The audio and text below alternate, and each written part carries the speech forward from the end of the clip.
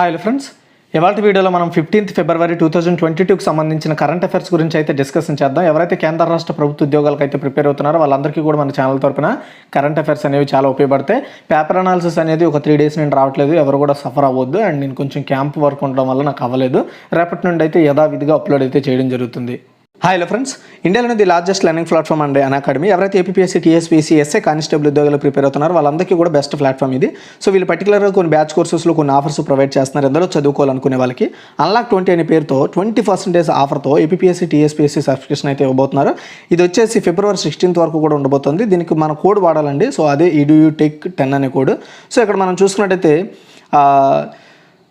యాక్చువల్గా ఇక్కడ ప్రైస్ చూసుకుంటే 7,650 రూపాయలు, బట్ ఈ కోడ్ వాడితే మీకు 6,120 రూపాయలకు వస్తుంది. అలాగే మీరు ఎన్ని వాటికి కోడ్ అప్లై చేస్తే అన్ని వాటికి కూడా రావడం జరుగుతుంది. సో ఇది మనకు వచ్చేసి 6 months దండి ఇది, అండ్ 12 months ఇది, అండ్ 24 months ఇది. చాలా ఆఫర్స్ ఉన్నాయి. అంటే దగ్గరగా వచ్చేసి 2,000, 3,000, 1,500 వరకు కూడా ఆఫర్లు అయితే ప్రొవైడ్ చేస్తున్నారు. అండ్ ఎవరికైనా ఇంట్రెస్ట్ ఉంటే ఇప్పుడే ట్రై చేయండి. అదేవిధంగా లక్ష్యం అనే పేరుతో కాంప్రహెన్సివ్ బ్యాచ్ కోర్స్ తీసుకొస్తున్నారు. Group 1, Group 2కి సంబంధించి బ్యాచ్ వచ్చేసి 16th ఫిబ్రవరి స్టార్ట్ కాబోతుంది. అదేవిధంగా జూనియర్ అసిస్టెంట్ కంప్యూటర్ అసిస్టెంట్కి సంబంధించి మాక్ టెస్ట్ సిరీస్ అయితే జరగబోతున్నాయి. ఫిబ్రవరి 20th 2 PM ఉండబోతుంది. 150 ప్రశ్నలు, 100 క్వశ్చన్లు ఉంటాయి. ఒక స్కాలర్షిప్ టెస్ట్ అనమాట. ఇంగ్లీష్ లాంగ్వేజ్ అండ్ SSC స్టాండర్డ్లో ఉంటుంది. ఇందులో ర్యాంక్ 1, ర్యాంక్ 4 వరకు ఎవరైతే ర్యాంక్ సంపాదిస్తారో వాళ్ళకి పర్సెంటేజ్ వైడ్గా స్కాలర్షిప్ ఇస్తారు. అదేవిధంగా వీకెండ్ మారదాన్ అండి, Group 4కి సంబంధించి ఆల్ Group 4 ఆస్పిరెంట్స్కి ఉపయోగపడుతుంది. ఇది ఫిబ్రవరి 18th 7 AM ఉండబోతుంది. మొత్తం వచ్చేసి 8 మంది ఎడ్యుకేటర్ల ద్వారా ఈ స్పెషల్ వీకెండ్ మారదాన్ అయితే క్రియేట్ చేయబోతున్నారు Group 4 ఎగ్జామ్స్ రిలేటెడ్. అదేవిధంగా Group 1, 2 ఎగ్జామ్స్కి సంబంధించి వీకెండ్ మారదాన్ నిర్వహిస్తున్నారు ఆల్ ఏపీఎస్సీ, టీఎస్పీసీ ఆస్పిరెంట్స్కి. ఫిబ్రవరి 19th and 20th 7 AM ఉండబోతుంది. ఇక్కడ కూడా చాలా మంది ఎడ్యుకేటర్ల ద్వారా ఈ మారదాన్ అయితే ఉండబోతుంది. ఇంట్రెస్ట్ ఉండే వాళ్ళు మాత్రం పార్టిసిపేట్ చేయండి. దీనికి సంబంధించిన లింక్స్ అన్ని ఉంటాయి.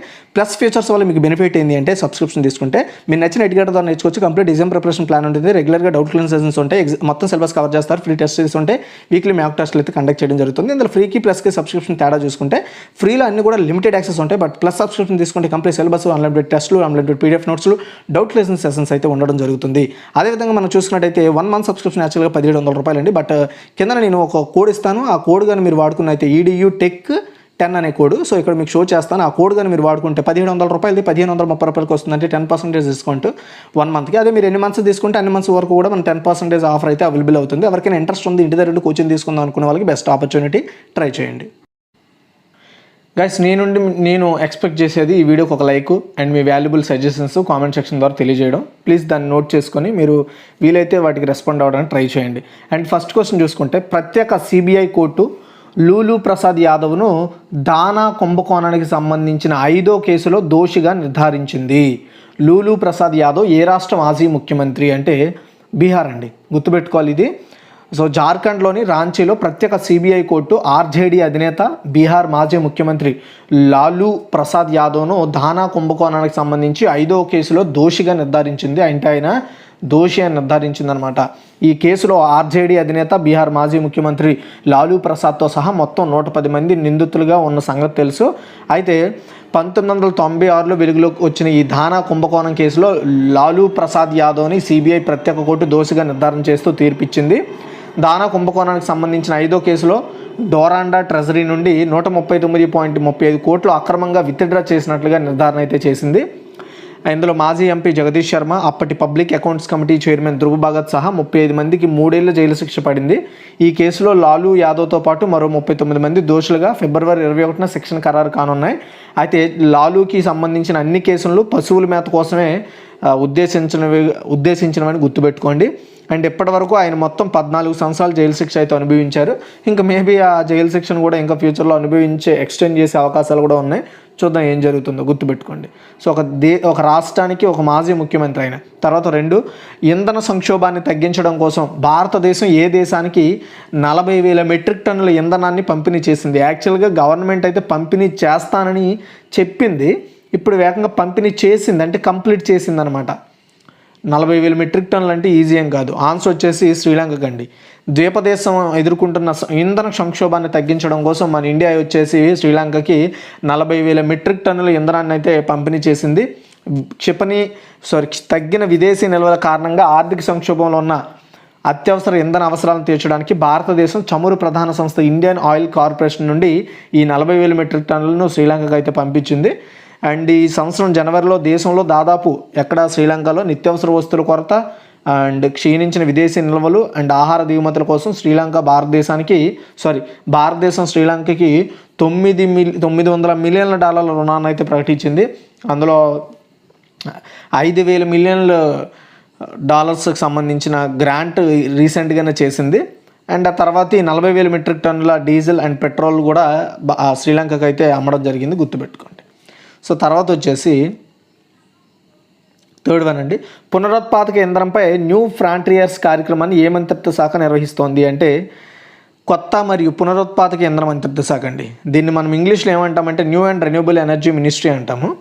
అయితే ఆజాదీ కా అమృత్ మహోత్సవ్ వేడుకల్లో భాగంగా new and renewable energy ministry పునరుత్పాదక ఇంధనపై న్యూ ఫ్రాంటియర్స్ అనే ఒక కార్యక్రమాన్ని నిర్వహిస్తోంది. ఈ కార్యక్రమం February 16 నుండి February 18 వరకు కూడా నిర్వహిస్తారు.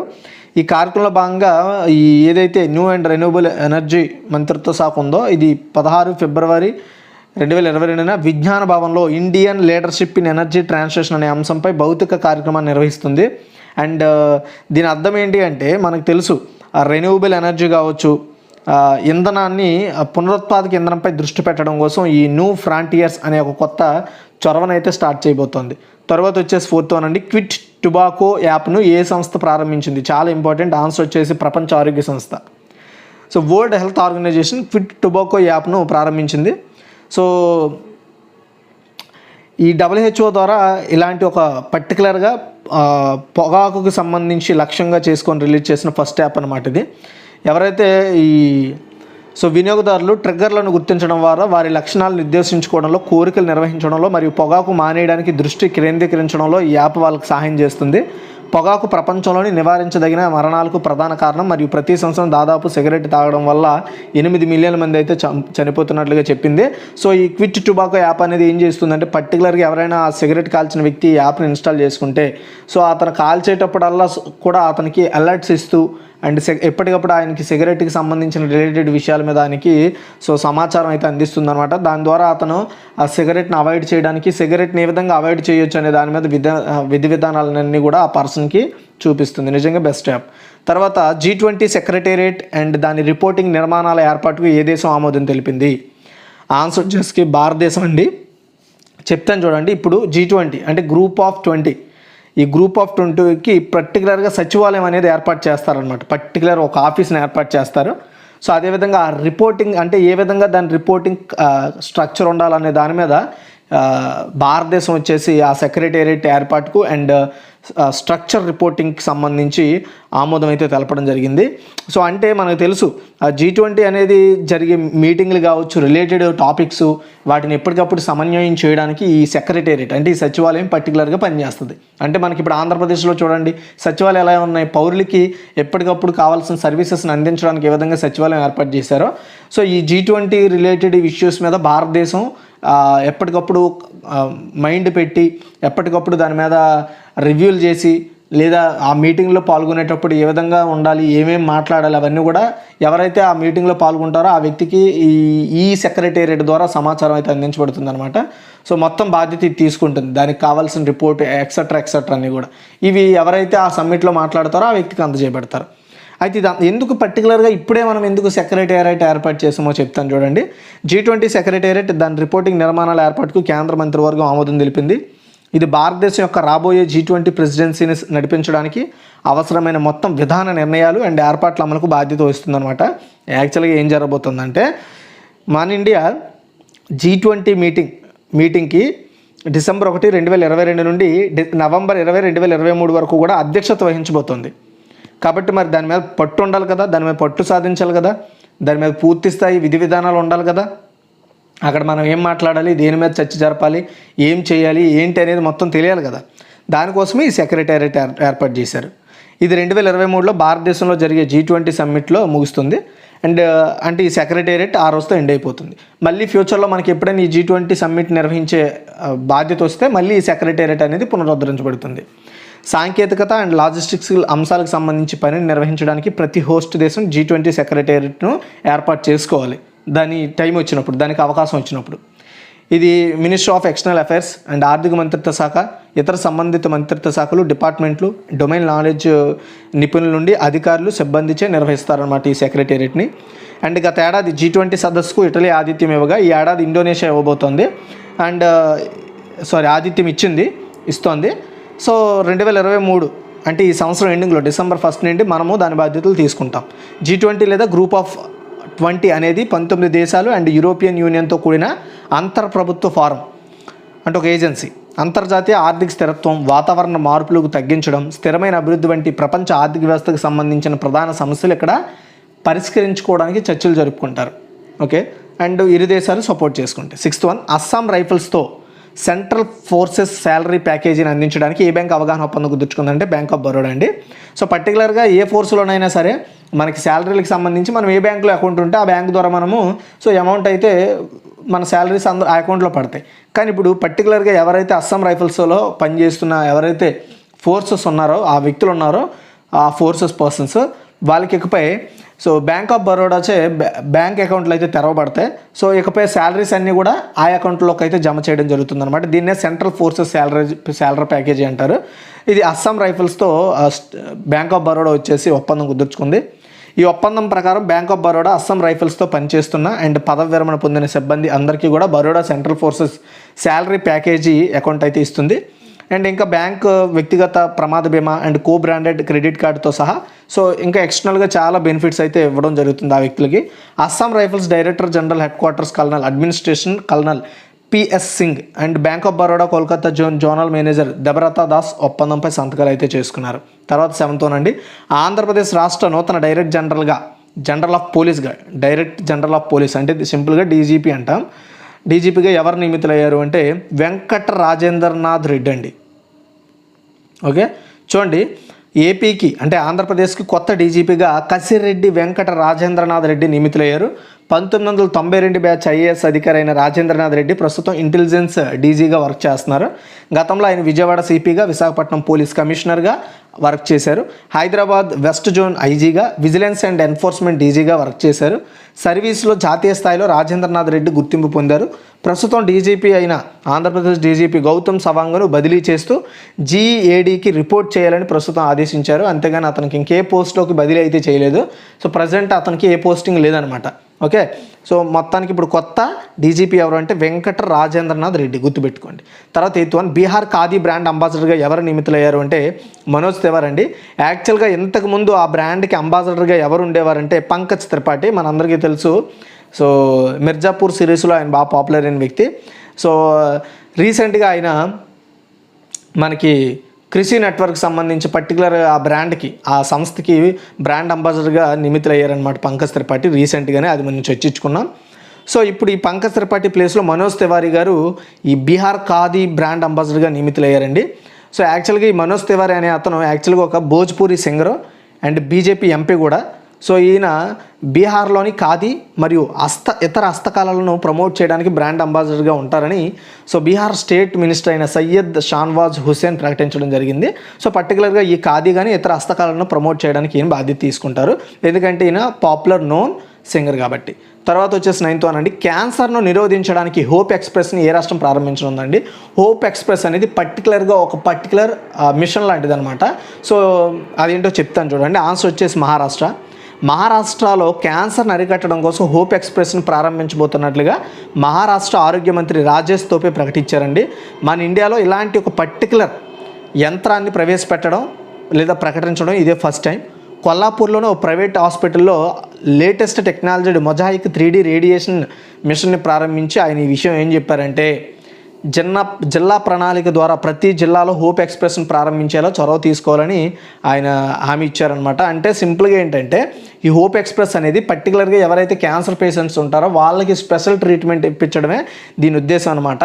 సో దీని ద్వారా ప్రతి జిల్లాలో ఒక మిషన్ కింద ఈ హోప్ ఎక్స్ప్రెస్ని అయితే ప్రారంభిస్తారు. సో ఈ హోప్ ఎక్స్ప్రెస్ ద్వారా ప్రతి జిల్లాలో ఎవరైతే క్యాన్సర్ పేషెంట్స్ ఉంటారో వాళ్ళ మీద ప్రత్యేక శ్రద్ధ, వాళ్ళకి ట్రీట్మెంట్ తీసుకునే బాధ్యత ఈ హోప్ ఎక్స్ప్రెస్ అనేది తీసుకుంటుంది. సో ఇక్కడ మిషన్ అనేది యంత్రం అంటే మనం వాడే మిషన్ కాదండి, మిషన్. ఓకేనా, మిషన్ కాదు, మిషన్, గుర్తుపెట్టుకోండి. సో అంటే ప్రోగ్రామ్ లాంటిది. తర్వాత 10వదండి, భారతదేశంలో 100% ప్లాస్టిక్ వేస్ట్ న్యూట్రల్గా అవతరించిన మొదటి కంపెనీ. ఇది చాలా ఇంపార్టెంట్. సో ఆన్సర్ చూసుకున్నట్టయితే డాబర్ అండి. స్వదేశీ FMCG మేజర్ అండ్ ఆయుర్వేద ఉత్పత్తుల తయారీ సంస్థ డాబర్ భారతదేశంలో 100% ప్లాస్టిక్ వేస్ట్ న్యూట్రల్ కంపెనీగా అవతరించింది. అండ్ ఈ మైలురాయి సాధించిన మొదటి భారతీయ వినియోగ వస్తువుల కంపెనీగా ఇది పేరును సంపాదించుకుంది. డాబర్ 2021-22 ఆర్థిక సంవత్సరంలో భారతదేశం నలుమూలల నుండి దాదాపు 27,000 million tons post consumer plastic వ్యర్థాలను సేకరించి ప్రాసెస్ చేసి రీసైకిల్ చేసిందని కంపెనీ ప్రకటించింది. డాబర్ యొక్క ప్లాస్టిక్ వ్యర్థ పదార్థాల నిర్వహణ కార్యక్రమం 2017-18 సంవత్సరంలో స్టార్ట్ చేసిందనమాట, రీసైక్లింగ్ చేయడము. అయితే ఇప్పుడు 100% రీసైక్లింగ్ చేసిందనమాట. అంటే ఏం లేదండి, ప్లాస్టిక్ ఉంటుంది కదా, ప్లాస్టిక్ని అదేవిధంగా పడేయకుండా ఆ ప్లాస్టిక్ని సేకరించి దాన్ని రీసైకిల్ చేసి వేరే వస్తువులకి వాటిని క్రియేట్ చేయడానికి వాడుకోవడం అనమాట. అలా చేసిన ఫస్ట్ ప్లాస్టిక్ వేస్ట్ న్యూట్రల్ కంపెనీగా అవతరించింది, గుర్తుపెట్టుకోండి. తర్వాత 11, ఏ రాష్ట్రంలో సెంట్రల్ జైలు సొంతంగా FM రేడియో ఛానల్ని కలిగి ఉంది లేదా ప్రారంభించిందంటే మధ్యప్రదేశ్ అండి. మధ్యప్రదేశ్లో ఉన్న ఇండోర్ సెంట్రల్ జైల్ తన సొంత రేడియో ఛానల్ జైల్వాణి FM 18.77ని ప్రారంభించింది, గుర్తుపెట్టుకోండి. ఈ రేడియో ఛానల్ ద్వారా ఎవరైతే ఆ జైల్లో ఉండే ఖైదీలు ఉంటారో వాళ్ళు ప్రపంచంలో జరుగుతున్న విషయాలన్నీ తెలుసుకోవచ్చు. అండ్ రేడియో ఛానల్ జైలు ఖైదీలకు ఆరోగ్యం అండ్ సామాజిక సమస్యలపై ఇన్ఫర్మేషన్ అందిస్తుంది. అండ్ ఖైదీలు వారి సొంత కథలను చెప్పడానికి, వారి అనుభవాలను పంచుకోవడానికి ఈ రేడియో చాలా బాగుంటుంది. నిజంగా చాలా మంచి కాన్సెప్ట్. ఈ పాయింట్ మాత్రం గుర్తుపెట్టుకోండి. Jail superintendent Alka soccer air న్యూస్కి తెలియజేశారు ఈ విషయాన్ని. ప్రపంచవ్యాప్తంగా ఏం జరుగుతుందో జైలు ఖైదీలకు తెలియజేయడమే దీని లక్ష్యం. తర్వాత 12, వరల్డ్ సస్టైనబుల్ డెవలప్మెంట్ సమ్మిట్ 2022ను ఏ దేశం నిర్వహిస్తుందంటే మన ఇండియా అండి. వరల్డ్ సస్టైనబుల్ డెవలప్మెంట్ సమ్మిట్ 2022 ఫిబ్రవరి 16 నుండి 18 వరకు కూడా న్యూఢిల్లీలో హైబ్రిడ్ ఫార్మేట్లో జరగబోతోంది. వరల్డ్ సస్టైనబుల్ డెవలప్మెంట్ సమ్మిట్ అనేది energy and resources institute TERI యొక్క వార్షిక కార్యక్రమం, అంటే సంవత్సరానికి ఒకసారి జరిపే ఒక ప్రోగ్రాం. వరల్డ్ సస్టైనబుల్ డెవలప్మెంట్ సమ్మిట్లో స్థిరమైన అభివృద్ధి, స్థిరమైన ఉత్పత్తి, వాతావరణంలో మార్పు, global commons, energy transition and resource సెక్యూరిటీతో సహా అనేక రకాల సమస్యలపై చర్చ ఉంటుంది. ప్రపంచ సస్టైనబుల్ డెవలప్మెంట్ సమ్మిట్ ప్రపంచ సమాజానికి స్థిరమైన అభివృద్ధికి సంబంధించిన సమస్యలపై ఇది పరిష్కారాలు అందించడమే దీని లక్ష్యం. అయితే ఈ సంవత్సరం థీమ్ ఏం పెట్టుకున్నారంటే towards a resilient planet ensuring a sustainable and equitable future. Okay, తర్వాత వచ్చేసి 13 అండి. జనవరి 2022 కొరకు ICC పురుషుల player of the month award ఎవరు గెలుచుకున్నారంటే కేగన్ పీటర్సన్. దక్షిణాఫ్రికాకి చెందిన కేగన్ పీటర్సన్ జనవరి 2022కి సంబంధించి ICC పురుషుల ప్లేయర్ ఆఫ్ ది మంత్ అవార్డుని అయితే గెలుచుకున్నాడు. అతను తన స్వదేశీయుడు and under nineteen star Dewald Brevis and Bangladesh pacer Ebadot హుస్సేన్లను ఓడించి తన జట్టు హోమ్ టెస్ట్ సిరీస్ గెలవడంలో ముఖ్య పాత్ర పోషించాడు కాబట్టి అతనికి ఈ అవార్డుకి అయితే ఎంపిక చేశారు. And England captain Heather Knight, Sri Lanka captain Chamari Athapaththu మరియు వెస్టిండీస్ క్రికెటర్ దిమాండ్రా డాటిన్లు పోటీని అధిగమించి ICC మహిళల ప్లేయర్ ఆఫ్ ది మంత్ మహిళలు ఉమెన్స్లో అవార్డును గెలుచుకోవడం జరిగిందనమాట. ఓకేనా, సో గుర్తుపెట్టుకోండి. ఓకే, తర్వాత వచ్చేసి గుర్తుపెట్టుకోండి, ఇంగ్లాండ్ కెప్టెన్ హితరీ నైట్ ఆమె ఉమెన్స్లో గెలుచుకుంది. మెన్స్లో వచ్చేసి కేగన్ పీటర్సన్. ఆ రెండు గుర్తుపెట్టుకోవాలి 2022 జనవరికి. అండ్ ఎందుకంటే మనకు తెలుసు కిందటి సంవత్సరం నుండే మనకి ICC అనేది మంత్లీ అవార్డ్స్ ప్రకటిస్తామని చెప్పింది, అప్పటి నుండి ఇలా ప్రకటిస్తుంది. తర్వాత 14, సింగపూర్ ఎయిర్ షో 2022లో ప్రదర్శించడానికి భారత వైమానిక దళం దాని ఏ విమానంతో పాల్గొనబోతోంది? ఆన్సర్ వచ్చేసి తేజస్ MK1 అండి. చూడండి, ఫిబ్రవరి 15 నుండి, అంటే ఈరోజే స్టార్ట్ అయింది, 18వ తారీఖు వరకు కూడా జరగబోతోంది, 15 నుండి 18. సో సింగపూర్ ఎయిర్ షో 2022లో మన ఇండియన్ ఎయిర్ ఫోర్స్ నుండి 44 మంది సభ్యుల బృందంతో 12 ఫిబ్రవరి 2022 సింగపూర్లోని చాంగి ఇంటర్నేషనల్ ఎయిర్పోర్ట్కి చేరుకుందనమాట. సో ఇందులో మన దేశం నుండి తేజస్ MK1 అనే ఒక పర్టికులర్ వైమానిక దళం నుండి విమానం అయితే పాల్గొనబోతోంది. సో అయితే సింగపూర్ ఎయిర్ షో అనేది గ్లోబల్ ఏవియేషన్ ఇండస్ట్రీకి దాని ఉత్పత్తులను ప్రదర్శించడానికి ఒక స్టేజ్గా పనిచేస్తుంది అనమాట. ఇది ద్వైవార్షిక కార్యక్రమం. ఓకే, తర్వాత 15 అండి. CBI ఇటీవల ఏ కంపెనీ చేసిన అతిపెద్ద బ్యాంక్ మోసం కేసును నమోదు చేసింది? చాలా ఇంపార్టెంట్. ఆన్సర్ వచ్చేసి ABG షిప్యార్డ్ అండి. సెంట్రల్ బ్యూరో ఆఫ్ ఇన్వెస్టిగేషన్, దీన్ని CBI అంటారు. 22,842 కోట్ల ఆర్థిక మోసానికి సంబంధించి ABG షిప్యార్డ్ బుక్ చేసిందనమాట. అంటే సో తప్పుడుగా లెక్కలు వేసి బ్యాంకు నుండి ABG షిప్యార్డ్ అనేది రుణాలు తీసుకుందనమాట. బ్యాంక్ స్కామ్ చేసింది ఇది. ABG షిప్యార్డ్ ABG గ్రూప్ యొక్క ప్రధాన సంస్థ. సిబిఐ నమోదు చేసిన అతిపెద్ద బ్యాంక్ మోసం కేసు కూడా ఇదేనంట మన ఇండియాలో, గుర్తుపెట్టుకోండి. ఓకే, బ్యాంకును మోసం చేసింది ఆ కంపెనీ. తర్వాత క్విక్ రివ్యూ చూద్దాం.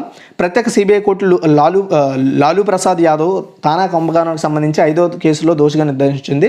లాలూ ప్రసాద్ యాదవ్ ఏ రాష్ట్రానికి మాజీ ముఖ్యమంత్రి అంటే బీహార్. అండ్ ఇంధన సంక్షోభాన్ని తగ్గించడం కోసం భారతదేశం ఏ దేశానికి 40,000 మెట్రిక్ టన్నుల ఇంధనాన్ని పంపిణీ చేసిందంటే శ్రీలంక. అండ్ తర్వాత క్వశ్చన్ చూసుకుంటే పునరుత్పాదక ఇంధనంపై న్యూ ఫ్రాంటియర్స్ కార్యక్రమాన్ని ఏ మంత్రిత్వ శాఖ నిర్వహిస్తుందంటే కొత్త మరియు పునరుత్పాదక ఇంధన మంత్రిత్వ శాఖ. క్విట్ టొబాకో యాప్ ఏ సంస్థ ప్రారంభించిందంటే world health organization. G20 secretariat మరియు దాని రిపోర్టింగ్ నిర్మాణాల ఏర్పాటుకి ఏ దేశం ఆమోదం తెలిపిందంటే భారతదేశం. తర్వాత వచ్చేసి అస్సాం రైఫిల్స్తో సెంట్రల్ ఫారెన్ సాలరీ ప్యాకేజ్ అందించడానికి ఏ బ్యాంక్ అవగాహన ఒప్పందం కూర్చుందంటే బ్యాంక్ ఆఫ్ బరోడా. ఆంధ్రప్రదేశ్ రాష్ట్ర నూతన డైరెక్టర్ జనరల్ ఆఫ్ పోలీస్గా ఎవరు నియమితులయ్యారంటే వెంకట రాజేంద్రనాథ్ రెడ్డి అండి. తర్వాత వచ్చేసి బీహార్ ఖాదీ బ్రాండ్ అంబాసిడర్గా ఎవరు నియమితులయ్యారంటే మనోజ్ తివారీ. తర్వాత వచ్చేసి క్యాన్సర్ నిరోధించడానికి హోప్ ఎక్స్ప్రెస్ని ఏ రాష్ట్రం ప్రారంభించనుందంటే మహారాష్ట్ర. భారతదేశంలో 100% ప్లాస్టిక్ వేస్ట్ న్యూట్రల్గా అవతరించే మొదటి కంపెనీ ఏంటి అంటే డాబర్. తర్వాత ఏ రాష్ట్రంలో సెంట్రల్ జైలు సొంతంగా FM రేడియో ఛానల్ని ప్రారంభించిందంటే మధ్యప్రదేశ్లోని Indore central jail. World sustainable development summit 2022 ఏ దేశం నిర్వహిస్తుందంటే భారతదేశం అండి. తర్వాత క్వశ్చన్ చూసుకున్నట్టయితే జనవరి 2022 వరకు ఐసీసీ పురుషుల ప్లేయర్ ఆఫ్ ది మంత్ అవార్డుని ఎవరు గెలుచుకున్నారు అంటే కేగన్ పీటర్సన్. అదే ఉమెన్స్లో అనుకోండి ఇంగ్లాండ్ కెప్టెన్ హీథర్ నైట్. తర్వాత వచ్చేసి సింగపూర్ ఎయిర్ షో 2022లో మన భారతదేశం తరపున ఏ ఎయిర్ ఫోర్స్ విమానం పాల్గొనబోతుందంటే తేజస్ MK1. తర్వాత సిబిఐ ఇటీవల ఏ కంపెనీ చేసిన అతిపెద్ద బ్యాంక్ మోసం కేసు నమోదు చేసింది అంటే ABG షిప్ యార్డ్ అండి. థ్యాంక్స్ ఫర్ వాచింగ్ ఈ వీడియో చూసిన